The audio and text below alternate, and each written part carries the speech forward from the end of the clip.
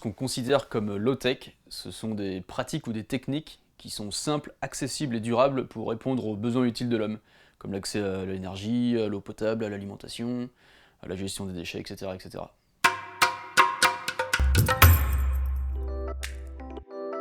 C'est des techniques, donc c'est bien un moyen, c'est pas une fin en soi. Et nous, ce qu'on vise, c'est vraiment un imaginaire d'un monde plus durable. Et pour ça, le premier travail, il est dans nos têtes en fait, c'est de se dire comment est-ce que j'associe pas sobriété et serrage de ceinture, mais comment est-ce qu'en fait on peut trouver confortable de vivre dans un monde plus durable, de manière plus sobre en fait.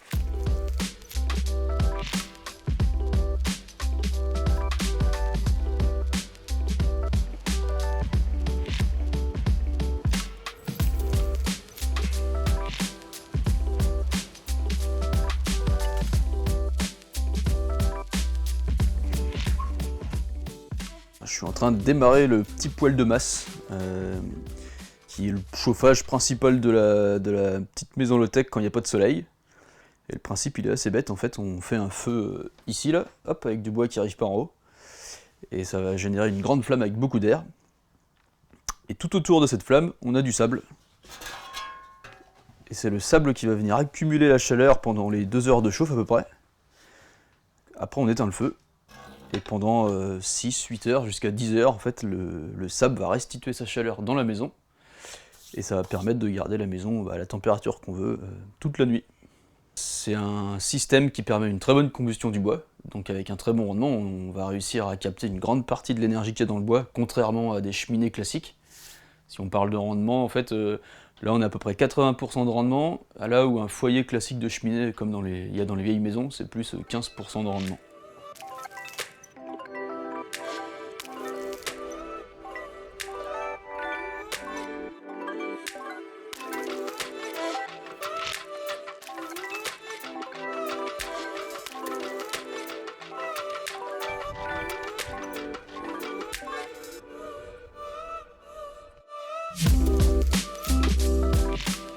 Notre circuit de l'eau il est assez simple, on a la chance d'être en Bretagne et a priori il pleut de temps en temps, donc on récupère la pluie sur le toit.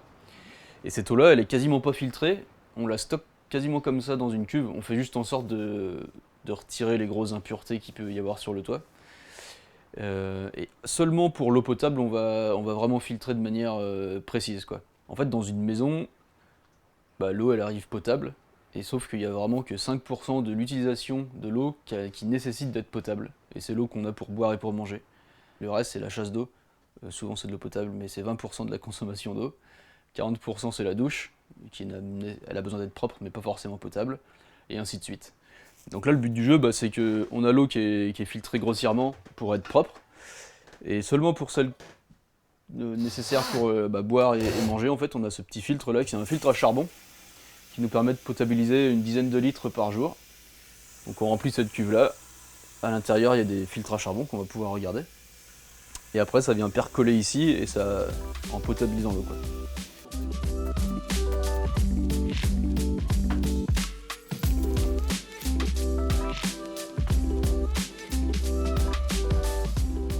Ça vaut le coup de préciser que notre expérience dans cette petite maison, c'est quelque chose qui peut être un petit peu hors sol, c'est-à-dire que c'est une petite maison, on était hors réseau, dans un pré à Concarneau, donc c'est pas du tout le quotidien de plein de gens. Et nous ce qu'on a voulu tester, c'est plus que la maison en elle-même, ce sont les low-tech qu'on peut installer chez soi en fait. Et effectivement il y a des low-tech qui vont nécessiter de faire des trous dans des murs, etc. Donc c'est pas forcément le truc le plus évident à mettre en œuvre en premier lieu. Par contre, de questionner la manière de consommer ou d'acheter son alimentation par exemple, et de se dire comment est-ce que je peux la conserver, est-ce que je peux pas réduire la taille de mon frigo pour avoir un petit meuble de conservation à côté, est-ce que je peux réduire la température de mon habitat, etc. Ça c'est plein de trucs qu'on peut mettre en œuvre au quotidien, qui nécessitent pas de système technique, mais qui nécessitent de revoir un petit peu ses habitudes, sa notion de confort, et ça en fait tout le monde peut le faire.